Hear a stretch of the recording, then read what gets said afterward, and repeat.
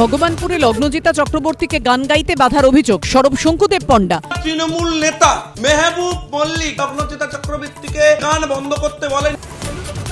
থানায় গেলে অভিযোগ নেওয়া হয়নি, দাবি শঙ্কুদেব পণ্ডার। ভগবানপুর থানার আধিকারিকদের বিরুদ্ধে বিভাগীয় তদন্ত শুরু, জানালেন ভারপ্রাপ্ত পুলিশ সুপার মিতুন দে।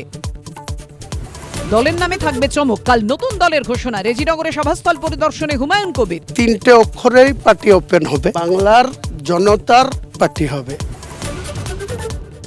ময়মনসিংহে দীপু দাসকে খুনের ঘটনায় ধরপাকড় জারি, গ্রেফতার আরো 3, ধৃত বেড়ে 10, জানালেন অন্তর্বর্তী সরকারের প্রধান মোহাম্মদ ইউনুস। বাংলাদেশে চরম নৈরাজ্য, আতঙ্কে বাংলাদেশ ছেড়ে পশ্চিমবঙ্গে আত্মীয়ের বাড়িতে আশ্রয়। অবস্থা শোচনীয়। ঢাকার দিকে গন্ডগোল হচ্ছে, আতঙ্ক তো একটু আসেই। যুবভারতী কাণ্ডে মেসির সঙ্গে থাকা ব্যক্তিদের নামের তালিকা তৈরি সিটের, নোটিশ পাঠিয়ে শুরু হবে জিজ্ঞাসাবাদ, খবর সিট সূত্রে।